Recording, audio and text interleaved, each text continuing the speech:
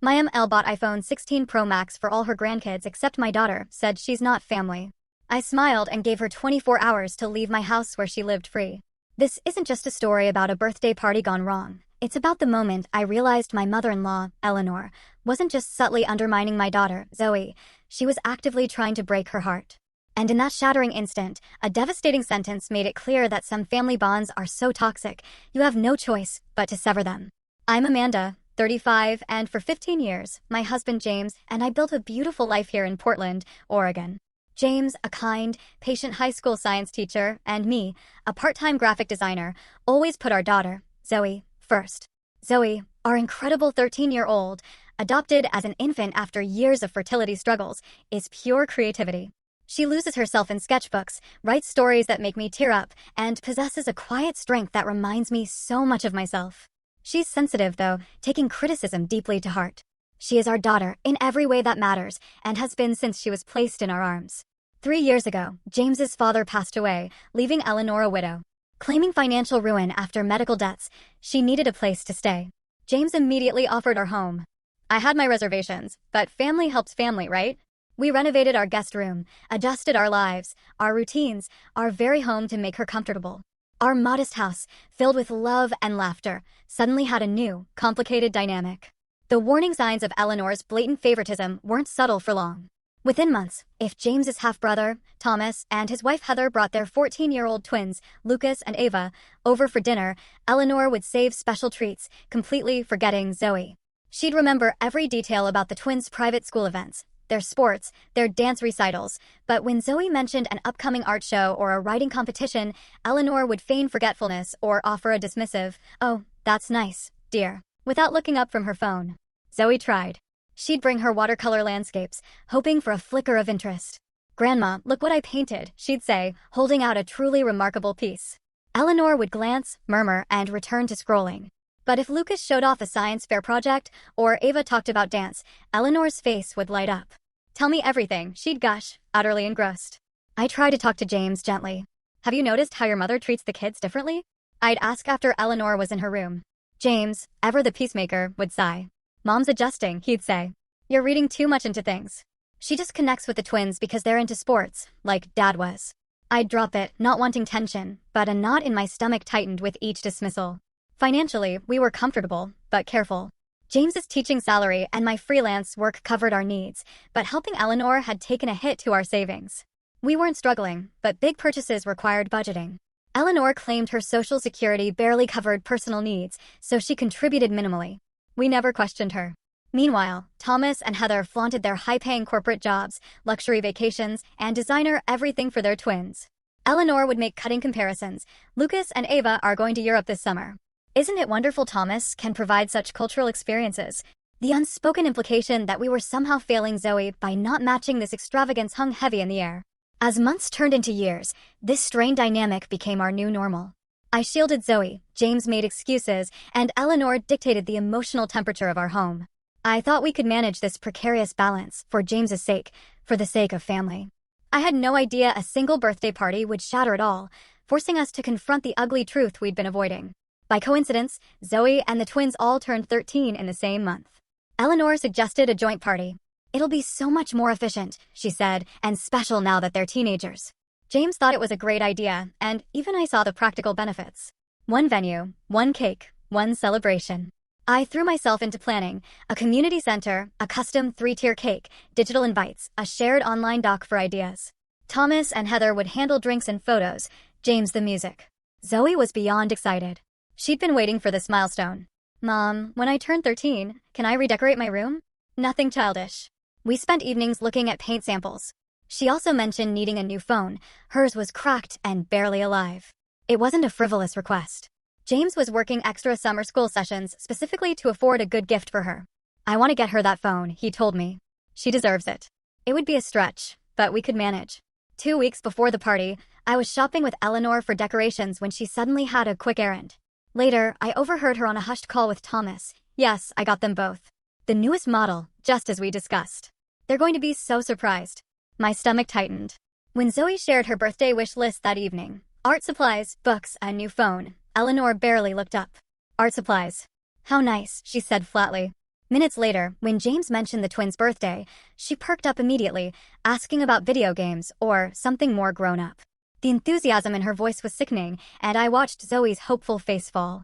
My friend Rachel, who dealt with her own difficult in-laws, suggested I start documenting Eleanor's behavior.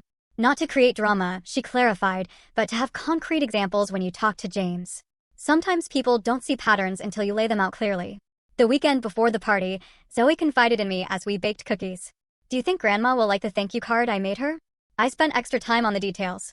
The hopeful look in her eyes broke my heart. Despite years of rejection, she was still trying to win Eleanor's love. "It's beautiful, honey," I said. "Anyone would be lucky to receive such a thoughtful card."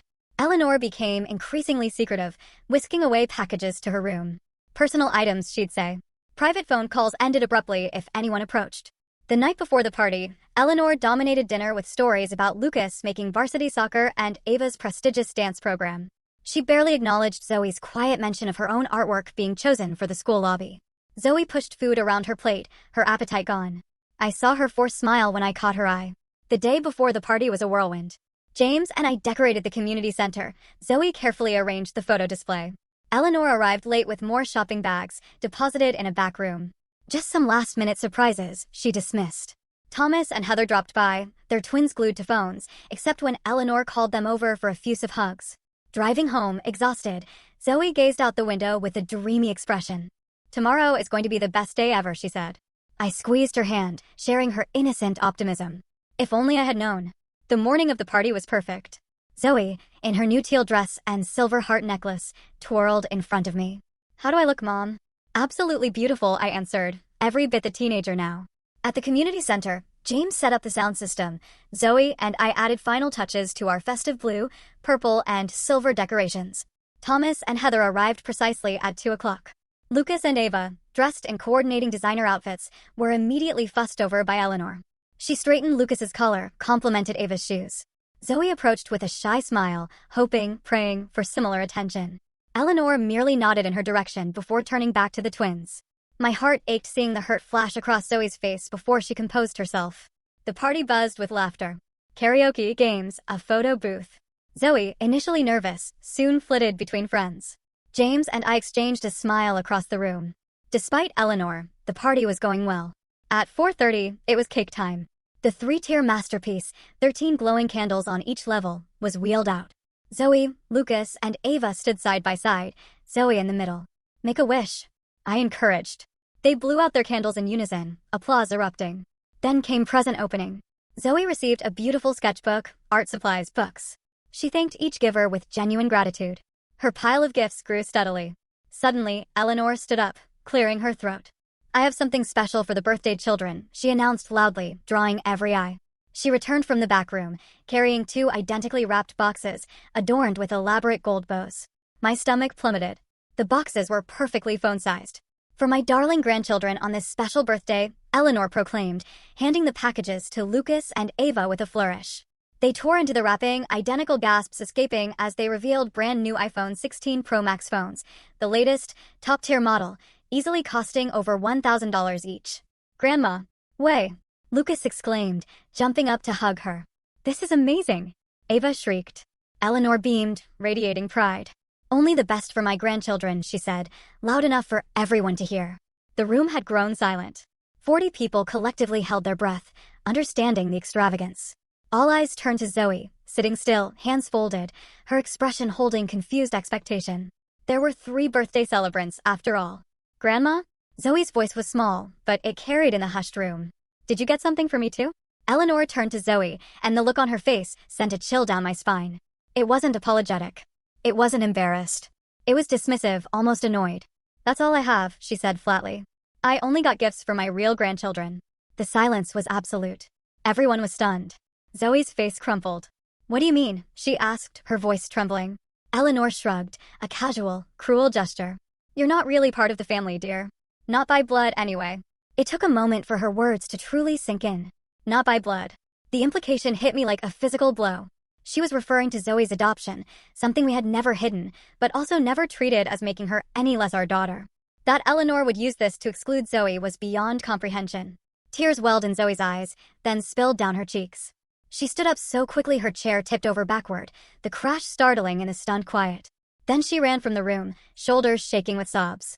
I followed immediately, pausing only long enough to shoot Eleanor a look that promised this was far from over.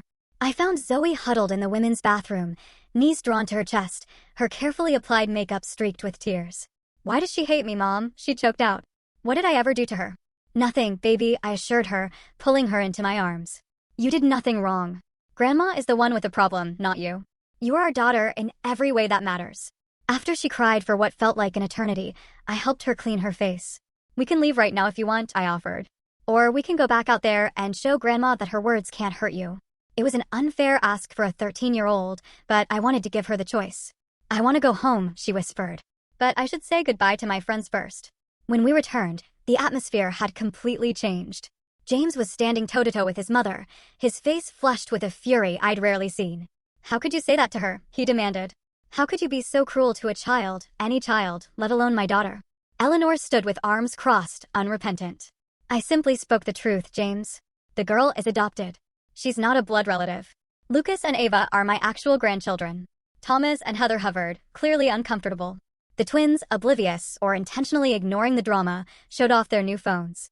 Most guests were gathering their things, eager to escape. The party was effectively over. I guided Zoe to collect her gifts, Lily, her best friend, giving her a fierce hug and whispering something that brought a watery smile to Zoe's face. Other friends offered touches of support. The drive home was tense. Thomas took Eleanor. James white-knuckled the steering wheel, glancing at Zoe, who stared out the window, emotionally exhausted. As we pulled into the driveway, I placed my hand on James's arm.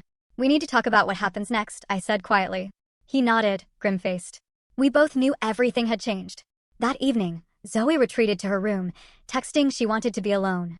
James and I went to our bedroom for a heated discussion. "I can't believe she would say something so heartless," I fumed, pacing. "Actually, I can. The signs have been there, but this was beyond anything I imagined." "She's getting older," James said weakly. "Maybe she didn't mean it that way." I stopped pacing. "Are you serious? I only got gifts for my real grandchildren. You're not really part of the family." "How else was she meaning that, James? Please enlighten me." He sighed, shoulders slumping. "I know. It was inexcusable. She's my mother, Amanda. I've never seen her act like this." "Really?" "Never." I challenged. "What about last Christmas when she gave the twins expensive gaming systems and Zoe a $5 journal? Or when she drove 2 hours for Lucas's baseball tournament but was too tired for Zoe's art show 10 minutes away? Or how many times she's forgotten Zoe's food preferences but remembers the twins' favorite snacks in detail? This has been happening for years, James. The only difference is today, she said the quiet part out loud." James was silent, processing. "I guess I didn't want to see it," he finally admitted. It was easier to make excuses than to admit my mother could be so prejudiced. Around 11 o'clock, I heard soft crying from Zoe's room. "Sweetheart, can I come in?" The lock clicked. She was curled up, clutching the stuffed rabbit she'd long ago deemed too babyish. I sat beside her. "Why doesn't Grandma love me, Mom?" she asked, the question piercing my heart.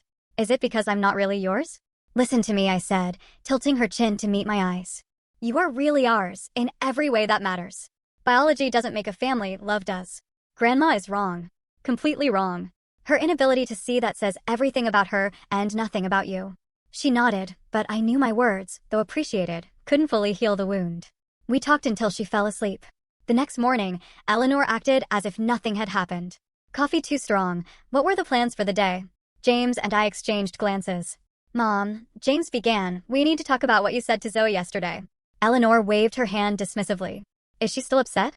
Children are so sensitive these days. "In my time, we learned to toughen up."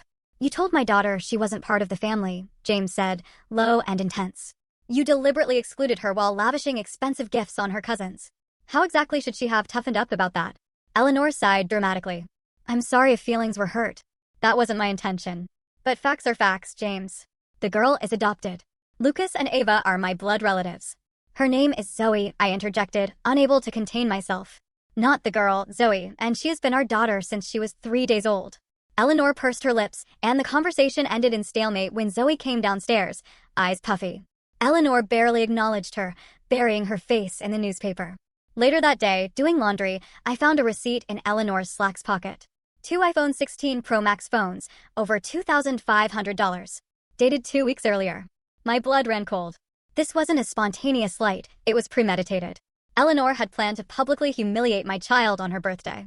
Even more disturbing, Eleanor clearly had substantial savings despite claiming poverty. How many other lies had she told us? Over the next few days, Zoe withdrew. Meals in her room, avoiding the living room, no more sharing artwork. The vibrant, creative child was retreating into herself. On Wednesday, Zoe's school counselor called. She's been unusually quiet in class, not turning in assignments. The damage Eleanor inflicted was affecting Zoe's academics, her social interactions, her entire sense of self. My anger, simmering, began to boil. That evening, I confronted Eleanor with the receipt. You spent over $2,000 on phones for the twins, but couldn't get anything for Zoe? And all this time, you've claimed you can barely afford your medications. Eleanor's face hardened. My money is my business, Amanda.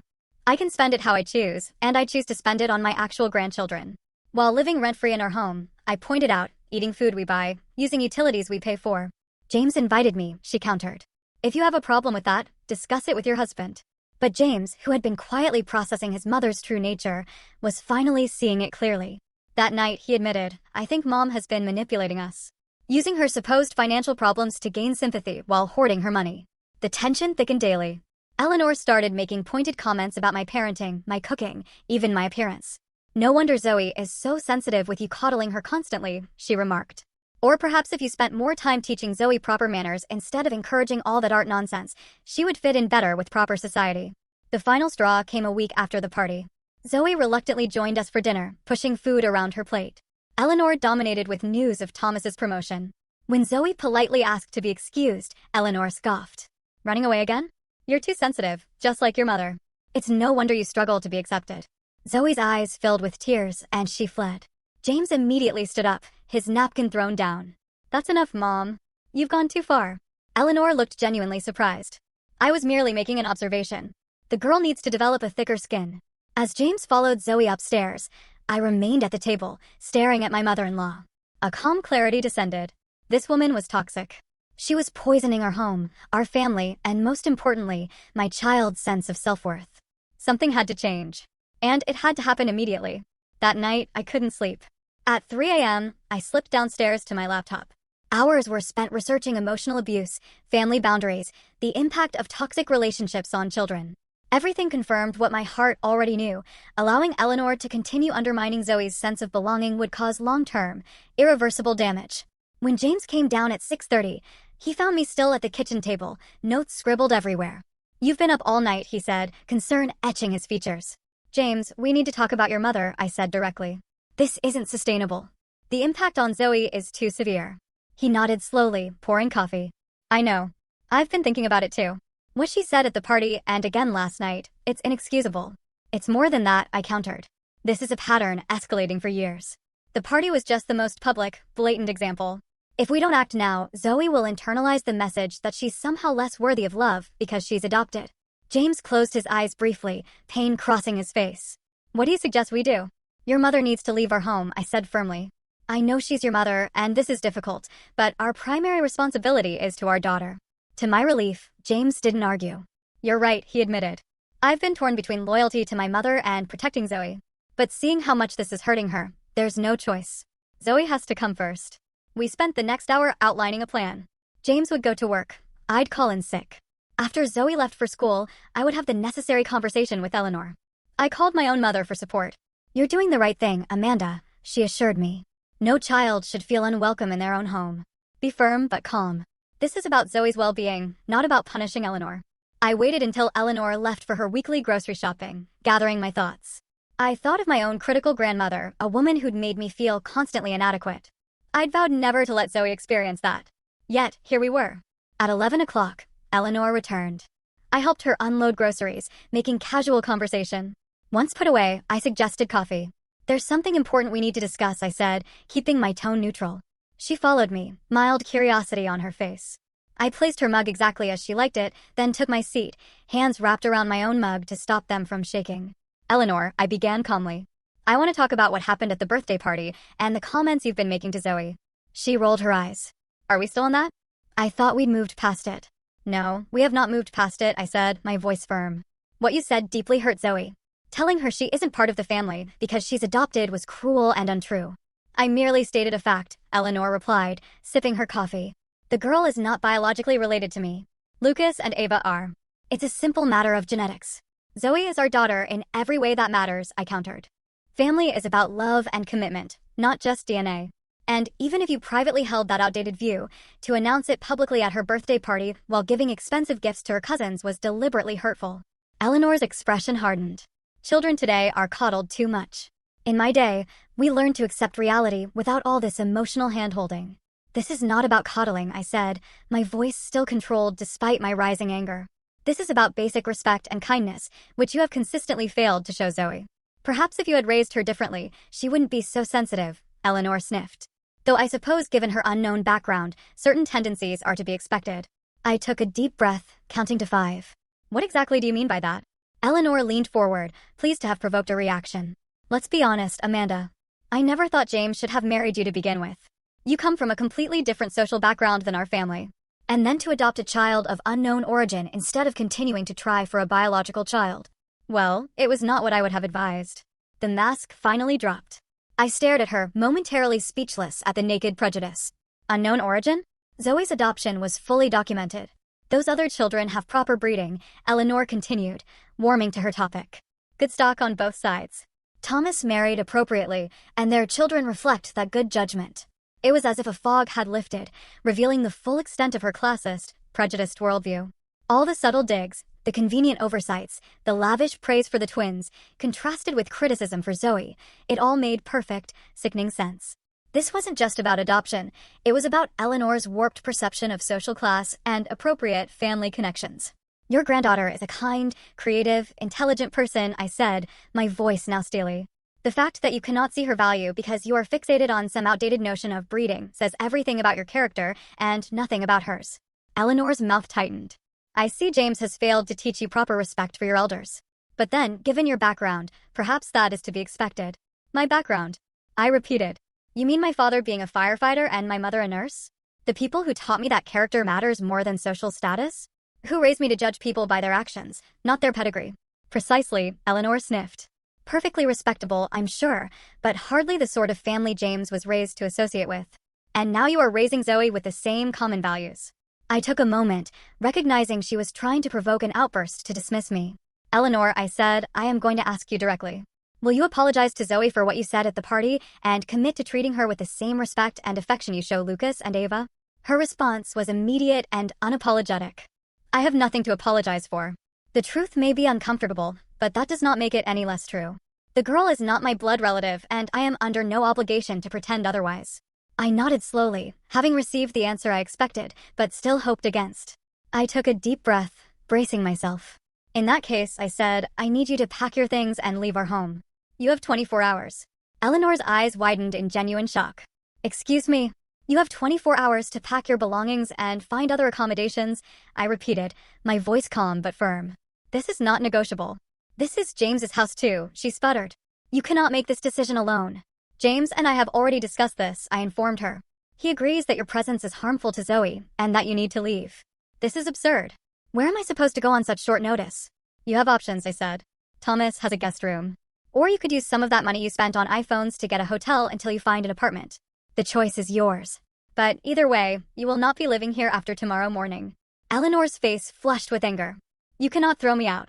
I am an elderly woman. You are a 67-year-old woman in excellent health who has been taking advantage of our hospitality while secretly hoarding money and emotionally abusing our daughter, I corrected her. And yes, I absolutely can ask you to leave my home under those circumstances. Eleanor stood abruptly. James will hear about this, she threatened, reaching for her phone. Yes, he will, I agreed calmly. In fact, he's expecting your call. Eleanor immediately called James, her voice carrying through the kitchen as she gave her version of events. Your wife has lost her mind, threatening to throw me out on the street. After everything I have done for this family. I continued to calmly sip my coffee, mentally preparing for the next phase. 20 minutes later, James walked through the front door, having left school early. Eleanor rushed to him, relief evident. Thank goodness you're here. Amanda has been making ridiculous demands and threats. She seems to think she can evict me from your home with just 24 hours notice. James looked from his mother to me, his expression serious. Let's all sit down and talk this through, he suggested, leading us to the living room. Once seated, he turned to Eleanor. Mom, Amanda told me about your conversation. Is it true that you said Zoe isn't really family because she's adopted? I merely stated the obvious. Eleanor defended. The girl is not my biological grandchild. I cannot be expected to feel the same connection to her as I do to Lucas and Ava. And did you also say that Amanda comes from the wrong social background and that Zoe has unknown origins and lacks proper breeding? James continued, his voice hardening. Eleanor hesitated. I might have expressed some concerns about maintaining certain family standards, she hedged. Every grandmother wants the best for her family line.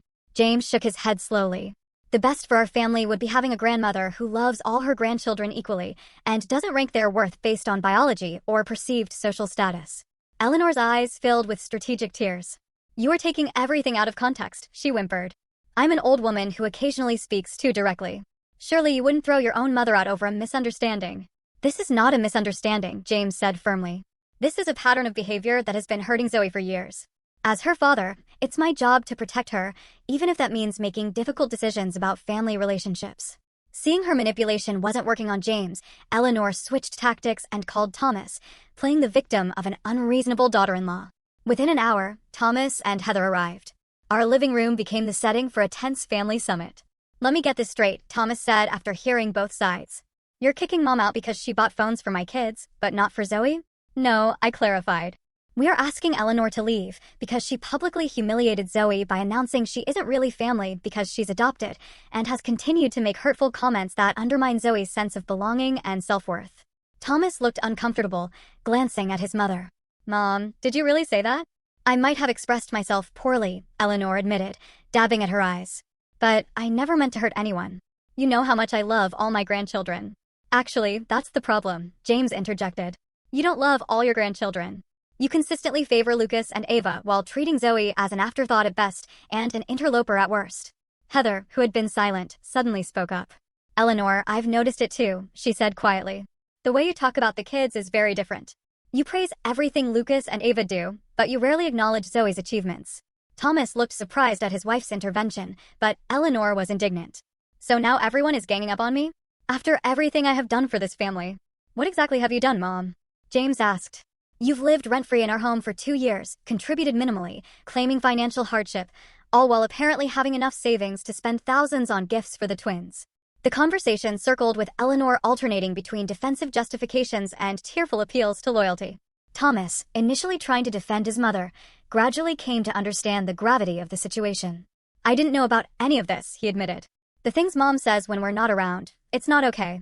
After nearly 2 hours, Thomas offered a compromise. Mom can stay with us temporarily while she looks for her own place, he suggested. Our guest room is available, and it would give everyone some space to cool down. Eleanor latched onto this immediately. Yes, that would be best.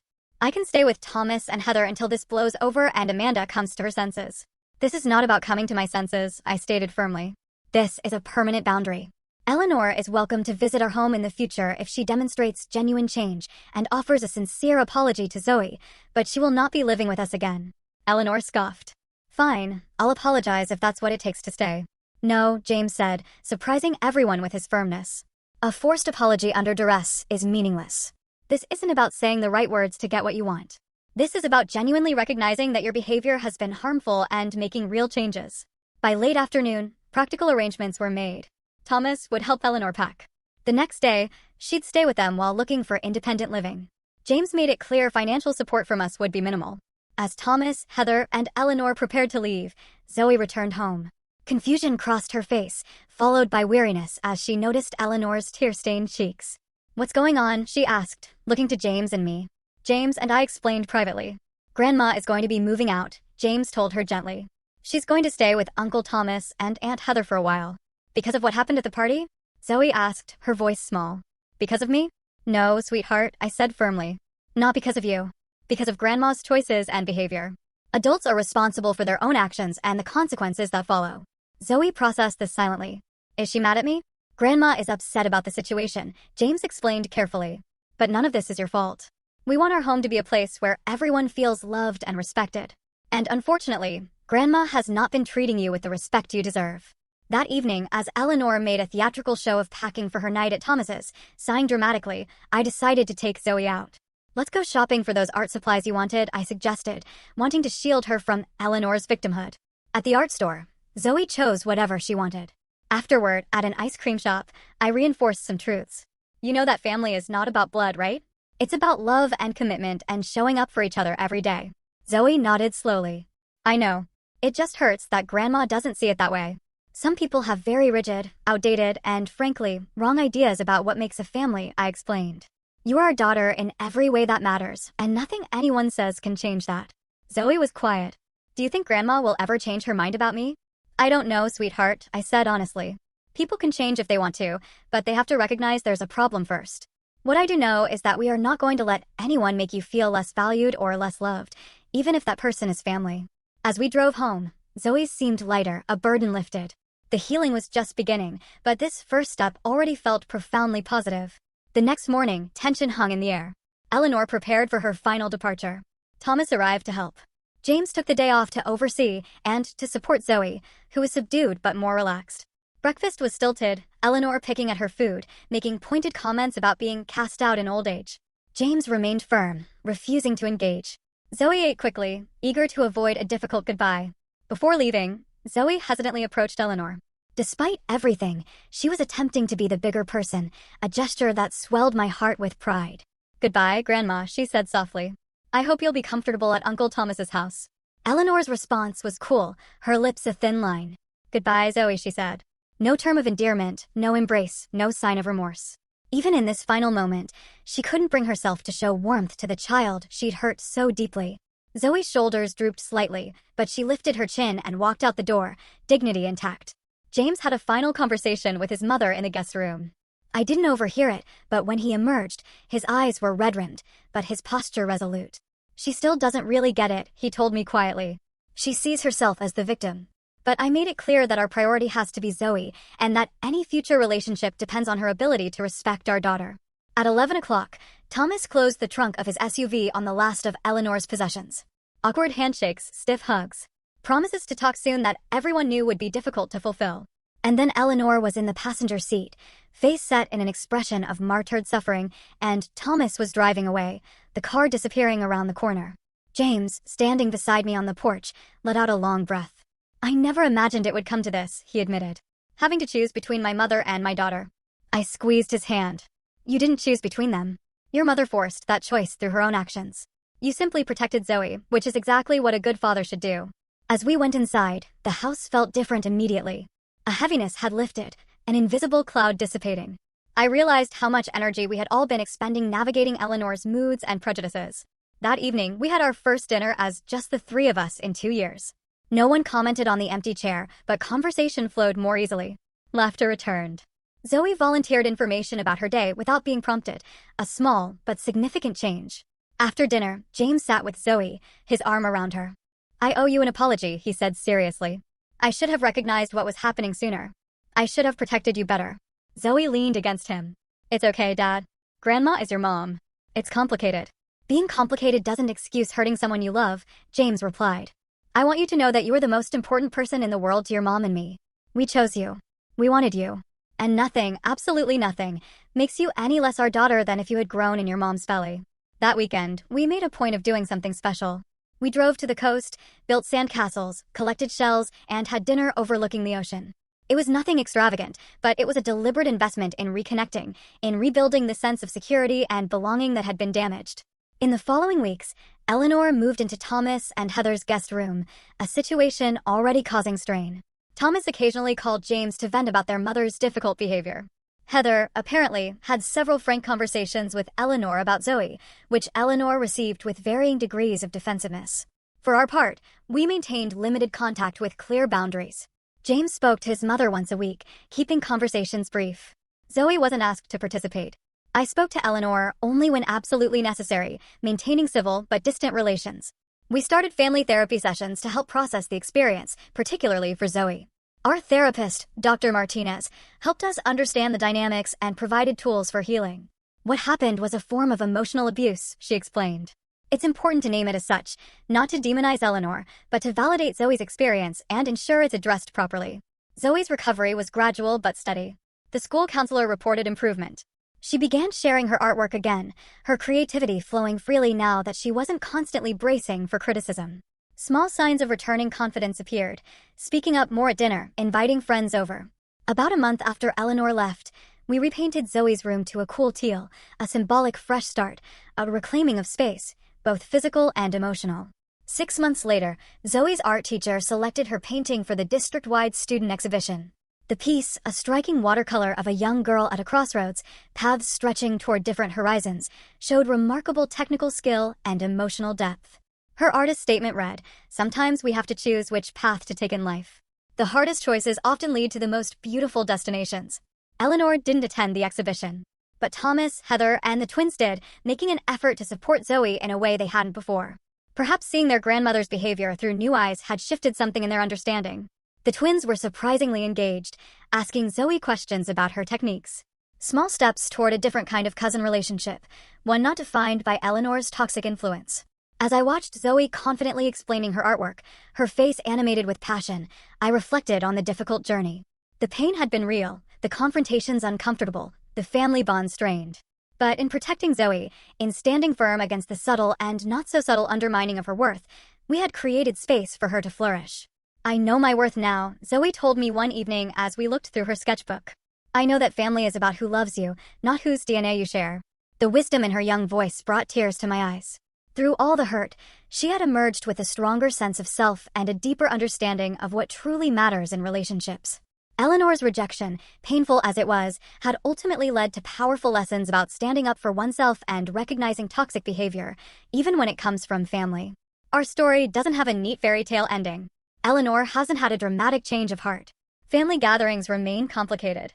Relationships are still being rebuilt and redefined. But our home is now a sanctuary again, a place of acceptance and love where Zoe can grow into herself without constantly seeking approval from someone incapable of giving it freely. The journey taught us all that protecting our children sometimes means making painful choices, setting difficult boundaries, and weathering the disapproval of others. It taught us that family is defined by love and commitment, not by biology or social expectations. Most importantly, it taught Zoe that she is worthy of respect and belonging exactly as she is.